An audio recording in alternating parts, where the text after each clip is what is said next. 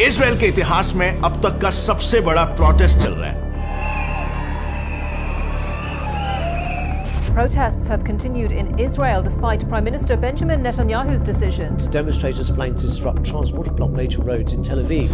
Israelis expressed their anger and stormed a disputed site that is revered by Muslims and Jews and fought with Palestinians. Mr. Benjamin Netanyahu's hand was forced to press pause on those reforms. ये इतने बड़े scale पर हो रहा है कि सिर्फ Israel के इकोनॉमिक कैपिटल तेल अवीव में यानी कि एक पूरे शहर में 3/4 जनता एक साथ प्रोटेस्ट कर रही है। और उसके पीछे का रीजन उनके प्राइम मिनिस्टर बेंजामिन नेतान्याहू और उनका newly introduced highly controversial judicial reforms bill.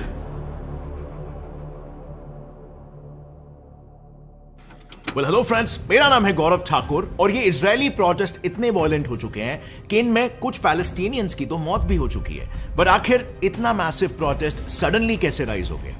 So full story ये है ना कि गवर्नमेंट के खिलाफ लोग 2019 से ही काफी गुस्सा थे क्योंकि उनके पीएम नेतान्याहू पर मल्टीपल करप्शन के एलिगेशंस लगे थे। इनफैक्ट नेतान्याहू को अपने पीएम के सीट से भी करप्शन और ब्राइबरी यानी कि मटेरियल गिफ्ट्स और मॉनेटरी फायदों के बदले वेल्दी लोगों के ऑफिशियल फेवर्स पूरे करने जैसे एलिगेशंस की वजह से हटा दिया गया था। 2007 से लेकर 2016 तक नेतान्याहू ने famous Jewish Hollywood producer Arnon Milchan से टोटल $300,000 वर्थ के गिफ्ट्स एक्सेप्ट किए थे, जिसके बदले में उन्हें ऑफिशियल फेवर्स के नाम पर अपनी मूवीज में टैक्स एग्जेम्पशंस दिए गए। और ऐसे ही और भी कई सारे एक्सपेंसिव गिफ्ट्स को एक्सेप्ट करने के उन पर एलिगेशंस लगे हैं, जैसे सिगार्स, शैंपेन, ब्रेसलेट्स और बैग्स। और 2019 में तो करप्शन चार्जेस के तहत उन्हें पीएम के सीट से हटा भी दिया गया था, लेकिन फिर एक साल में पार्लियामेंट के मेजॉरिटी सपोर्ट से नेतान्याहू दोबारा से देश के पीएम बन गए। सो ऑलरेडी इजराइल की जनता में उनके लिए एक राइजिंग फीलिंग ऑफ रिजेंटमेंट था एंड 2023 जैन में उनका निकाला हुआ ये bill just push things over the edge. So citizens के हिसाब से ये बिल इजराइल में एक अथॉरिटेरियन रेजिम को प्रमोट कर रहा है, बट नेतान्याहू की सरकार ने इसके पीछे कुछ अलग ही रीजंस बताए। इजराइल की करंट राइट विंग गवर्नमेंट के मेजॉरिटी मिनिस्टर्स का यह मानना है कि वहां की सुप्रीम कोर्ट के ऑलमोस्ट सारे डिसीजंस लेफ्ट लीनिंग होते हैं और इसी कॉन्फ्लिक्ट ऑफ इंटरेस्ट की वजह से अब नेतान्याहू गवर्नमेंट जुडिशरी के कुछ पावर्स अपने अंडर लेना चाहती है, जिससे वो उनके नेशनलिस्ट आइडियोलॉजी को और आगे बढ़ा सके। अब इस बिल के अकॉर्डिंग जो कमेटी हाई कोर्ट या सुप्रीम कोर्ट के जजेस को इलेक्ट करेगी उसमें गवर्नमेंट के और 3 मेंबर्स ऐड होंगे, यानी कि जो जज इलेक्टिंग कमेटी और खास करके कंट्री की जुडिशरी पूरी तरीके से इंडिपेंडेंट थी, उन पर अब गवर्नमेंट का डिसीजन ऑब्लिगेटरी हो जाएगा। ऑल्सो इस बिल का एक मेजर क्लॉज ये भी कहता है कि अब से गवर्नमेंट के पास अब सुप्रीम कोर्ट के डिसीजंस को ओवर रूल करने का भी पावर होगा। सो पहले सुप्रीम कोर्ट द्वारा पास किया हुआ डिसीजन गवर्नमेंट के लिए बाइंडिंग हुआ करता था, मगर इस बिल के पास होते ही इजराइल की पार्लियामेंट यानी कि नेसेट में बस एक सिंपल मेजॉरिटी से वो डिसीजन ओवर रूल कर पाएंगे। और ये सिंपल मेजॉरिटी रूलिंग गवर्नमेंट के लिए काफी आसान होगी क्योंकि यूजुअली पार्लियामेंट में मेजॉरिटी मेंबर्स रूलिंग पार्टी से ही होते हैं। और इसीलिए ऑपोजिशन का ये कहना है कि डेमोक्रेसी का एक मेजर पिलर यानी जुडिशरी ही यहां पर वीक हो जाएगा और उसके सारे पावर्स गवर्नमेंट के हाथ चले जाएंगे और अथॉरिटेरियनिज्म डेवलप होने लग जाएगा। इससे इजराइल एक डेमोक्रेटिक कंट्री नहीं बल्कि एक अथॉरिटेरियन पावर बन जाएगा, डिक्टेटरशिप बनने लगेगा। और उनमें से कुछ क्रिटिक्स का तो यह भी कहना है कि यह जुडिशियल रिफॉर्म लाने की वजह नेतान्याहू के पर्सनल इंटरेस्ट है, जिसकी मदद से वो अपने ऊपर लगे सारे करप्शन चार्जेस को हटा देना चाहते हैं। अब यह बात इजरायली लोगों को हरगिज मंजूर नहीं है और इसी वजह से पूरे देश भर में और भी ज्यादा वॉयलेंट प्रोटेस्ट शुरू हो गए हैं। But let's just wait over here. So ये स्टोरी मीडिया पोर्ट्रे करती है और जैसे आपको पता है हर सिक्के के एटलीस्ट 2 पहलू होते हैं। सो जब आप इस मुद्दे को जरा क्लोजली देखोगे ना तो आपको एक और एक पहलू नजर आएगा। तो बात कुछ ऐसी है ना कि जो नैरेटिव क्रिएट हो रहा है और जो प्रोटेस्ट क्रिएट हो रहे हैं उन्हें evidently left wing parties fund कर रही है। लेकिन अगर आप इस मामले में थोड़ा और गहराई में घुसोगे ना तो आपको पता चलेगा कि ऑपोजिशन भी बस इस प्रोटेस्ट को करवाने वाली एक पपेट है। असल में तो इनके पीछे एक और बड़ी पावर का हाथ है जो देश आयरॉनिकली उसका सबसे क्लोजेस्ट एलाय भी है। और जो एक और एक रीजन भी है सुप्रीम कोर्ट के प्रो पैलेस्टीन स्टैंस का। हालांकि सुप्रीम कोर्ट का तो ये कहना है कि पैलेस्टीनियंस पहले से ही काफी प्रॉब्लम्स फेस कर रहे हैं, जिसमें सिर्फ गाजा स्ट्रिप में 1.4 मिलियन से भी ज्यादा लोग एनीमिया और मल्टीपल माइक्रोन्यूट्रिएंट डेफिशिएंसीज को फेस कर रहे हैं, जिसमें zinc, iron, vitamin A, D and E जैसे न्यूट्रिएंट डेफिशिएंसी तो काफी कॉमन हो चुकी है। अब नॉर्मली ह्यूमन बॉडी में इन माइक्रोन्यूट्रिएंट्स के डेफिसिट से हेयर फॉल और डैंड्रफ जैसी प्रॉब्लम्स आज के कॉमन लोगों को भी हो रही है, पर अब जिन्हें भी ये प्रॉब्लम हो रही है उन्हें हेयर फॉल और डैंड्रफ से कोई डर नहीं है, बिकॉज मैन मैटर्स लेकर आ गया है yummy chewable hair gummies for men. इसमें बायोटीन जैसे प्रोमिनेंट हेयर इंग्रेडिएंट्स के साथ जिंक, मल्टीविटामिन्स जैसे विटामिन ए, सी और ई भी है, जिससे आपके हेयर फॉल और हेयर थिनिंग जैसी प्रॉब्लम्स तो सॉल्व हो ही जाएगा, मगर ये आपके बालों को और ज्यादा घना और मजबूत भी करेगा।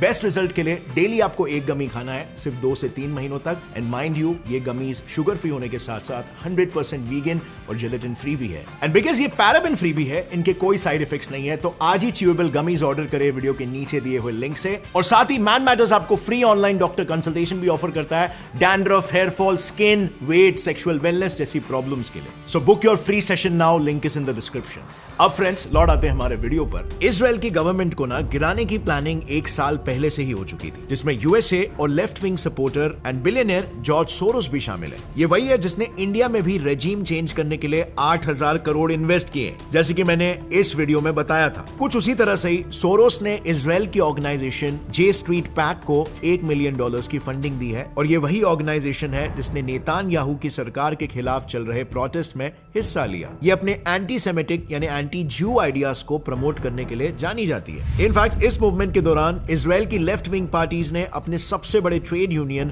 अम्ब्रेला ग्रुप की मदद ली, जिससे उन्होंने उनके थाउजेंड्स ऑफ वर्कर्स को कई दिनों से चल रहे प्रोटेस्ट में भेजकर और ज्यादा वायलेंट बना दिया। मगर कुछ उसी तरह से ही सोरोस ने इजराइल की ऑर्गेनाइजेशन जे स्ट्रीट पैक को $1 मिलियन की फंडिंग दी है, और ये वही ऑर्गेनाइजेशन है जिसने नेतान्याहू की सरकार के खिलाफ चल रहे प्रोटेस्ट में हिस्सा लिया। ये अपने एंटी सेमेटिक यानी एंटी ज्यू आइडियाज को प्रमोट करने के लिए जानी जाती है। इनफैक्ट इस मूवमेंट के दौरान इजराइल की लेफ्ट विंग पार्टीज ने अपने सबसे बड़े ट्रेड यूनियन अम्ब्रेला ग्रुप की मदद ली, जिससे उन्होंने उनके थाउजेंड्स ऑफ वर्कर्स को कई दिनों से चल रहे प्रोटेस्ट में भेजकर और ज्यादा वायलेंट बना दिया। मगर सिर्फ इजराइल के अंदर ही नहीं, इस ऑर्गेनाइजेशन ने हमास जैसे कई पैलेस्टीनियन टेरर ग्रुप्स को तक सपोर्ट किया, और इस सब से उन्हें वहां पर चल रहे प्रोटेस्ट को देश के हर कोने तक पहुंचाना है, जिससे इजराइल में एक पॉलिटिकल क्राइसिस पैदा हो जाए। अब एक्सटर्नल पावर की अगर बात करें तो इजराइल के इस पॉलिटिकल क्राइसिस में लेफ्टिस्ट पार्टी को डायरेक्टली यूएस ने फंड किया है, और ऐसा खुद पीएम के बेटे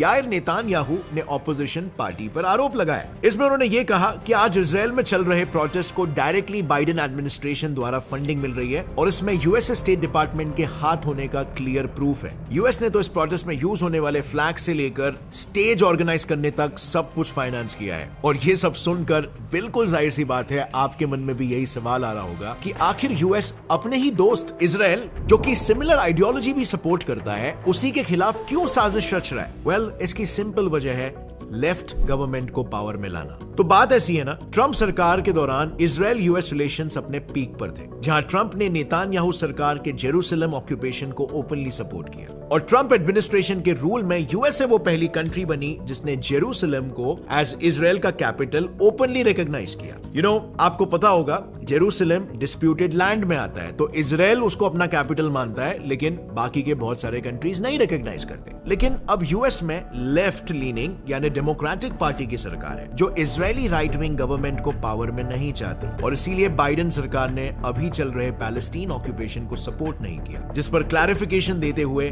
बाइडेन सरकार का यह कहना है कि इजराइल के इस एक्ट से यूएसए की इंटरनेशनल इमेज खराब हो रही है, क्योंकि इजराइल के बनने में यूएस का सबसे बड़ा हाथ है, और इसीलिए यूएसए और बाकी गल्फ कंट्रीज अब इजराइल को और ज्यादा पैलेस्टीनियन ऑक्यूपेशन नहीं करने देना चाहते। और बस यही वो बात है जो यूएसए और नेतान्याहू के बीच दरार बनाने का काम कर रही है। और फाइनली यूएसए ने नेतान्याहू को अपने पद से हटाने के लिए इजराइल में चल रहे क्वालिटी गवर्नमेंट मूवमेंट को डायरेक्टली फंडिंग किया, और इन सभी फंडिंग में प्रोमिनेंट रोल निभाया USA supported organisation one voice organisation ने। यूएसए ने इस ऑर्गेनाइजेशन के तहत यंग लेफ्ट इजरायली एक्टिविस्ट को हायर किया जो एंटी गवर्नमेंट हो, और फिर इन सभी एक्टिविस्ट को गवर्नमेंट को गिराने के डेडलाइंस दे दिए। इस बात का प्रूफ आप इस लीक्ड मेल से देख सकते हो जो वन वॉइस ऑर्गेनाइजेशन के चीफ मिस्टर जिन्सबर्ग को यूएस एम्बेसी के डिप्लोमेट मिस्टर रैटनी से आया है। इस मेल में जैसे आप देख सकते हो क्लियरली ये बात हुई है कि नेतान्याहू कोएलिशन गवर्नमेंट यानी राइट विंग पार्टी को सत्ता से गिराकर पावर ऑपोजिशन पार्टी पर शिफ्ट कर दो। एंड माइंड यू, इस पूरे कॉन्स्पिरेसी को अंजाम देने के लिए अब तक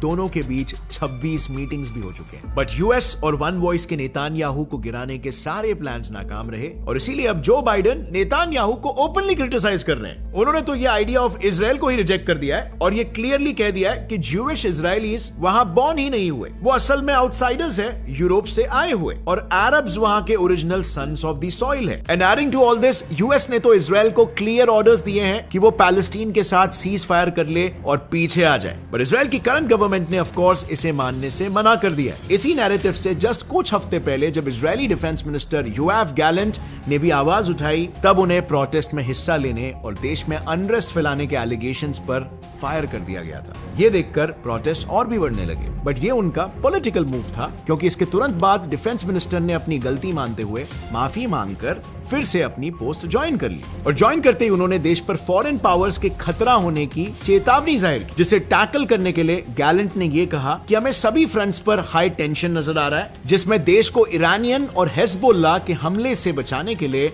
हमें वॉर कंटिन्यू रखना होगा, क्योंकि अब रिसेंटली सीरिया की एक सर्वेलेंस बोट इजरायली कोस्ट पर नजर रखते हुए स्पॉट की गई, जिसका जवाब देने के लिए इजरायल ने सीरिया के होम अफेयर्स एडमिनिस्ट्रेशन की बिल्डिंग ही गिरा दी। लेकिन ये अकेली कंट्री अब इजरायल के लिए थ्रेट नहीं बनी हुई है। सऊदी अरेबिया और उसका लॉन्ग टाइम राइवल ईरान ने तो सालों बाद पहली बार आकर एक एग्रीमेंट साइन किया है, जिसके तहत Israeli foreign minister Yair Lapid का यह मानना है कि वो एग्रीमेंट इजरायल के ऑयल इकोनॉमी को क्रिपल करने के लिए बनाया गया, और ये सब यूएस और सऊदी अरेबिया के अलायंस के बिना पॉसिबल नहीं है। Now this proves it all. इससे यूएस की हिपोक्रेसी क्लियरली समझ आती है कि यूएस किसी का सगा नहीं है, और इससे यह बात भी एकदम क्लियरली हाईलाइट हो जाती है कि कैसे एक कंट्री की गवर्नमेंट चेंज होते ही उसकी फॉरेन पॉलिसी चेंज होने लग जाती है, और in the case of US जैसी पावरफुल कंट्री इसके रिपल्स दुनिया भर में फील होते हैं, और दूसरे कंट्रीज के गवर्नमेंट्स को भी इसके इफेक्ट्स भुगतने पड़ते हैं। बट सोचने वाली बात यह है ना फ्रेंड्स कि कैसे एक कंट्री अपने फायदे के लिए किसी दूसरे कंट्री के पॉलिटिकल सिचुएशन को डिस्टर्ब करके उसकी जगह पर एक पपेट गवर्नमेंट एस्टैब्लिश करवाती है और उसे पावर में लाने की कोशिश करती है अपने एजेंडा को प्रमोट करने के लिए। यूएस प्रेसिडेंट के इस स्टेटमेंट से हम क्लियरली समझ सकते हैं इजरायल को सऊदी की कॉम्प्रोमाइजिंग ऑफर मान लेनी चाहिए, जिसे मानने के बाद ही सऊदी इजरायल को रिकॉग्नाइज करेगा। अब नेचुरल क्वेश्चन ये आता है कि सऊदी के बिहाफ में यूएसए क्यों बात कर रहा है भाई? But on the other hand Israel अपने स्टैंड पर बिल्कुल कायम है, वो अभी भी पैलेस्टीनियंस और हमास के साथ कोई कॉम्प्रोमाइज नहीं करेगा और उन्हें उनके ही तरीकों से जवाब देगा। बट ये इकलौता केस नहीं है जब यूएसए किसी कंट्री को डिस्टेबलाइज करने की कोशिश कर रहा है। अभी रिसेंटली यूएसए ने इंडिया के साथ भी किया था, जब उसने बड़े ही स्ट्रेटेजिकली इंडियन कंपनीज को टारगेट किया, जिससे इंडियन इकोनॉमी पर इस चीज का असर पड़े, और इसे मैंने काफी डिटेल में इस वीडियो में कवर किया है, जिसे आप यहां पर क्लिक करके देख सकते हो। आपको एक ऐसे डायनामिक, ऐसे पर्सपेक्टिव के बारे में मालूम पड़ेगा जिसके बारे में शायद आप नहीं जानते थे। और अगर इस वीडियो से आपको कुछ भी नया सीखने मिला, एक लाइक जरूर ठोकना। गौरव ठाकुर चैनल को सब्सक्राइब कर लो, और हाँ, मुझे इंस्टाग्राम पे फॉलो करना मत भूलना। गौरव जी ठाकुर आईडी है मेरा। As always friends, stay curious, keep learning and keep growing. जय हिंद।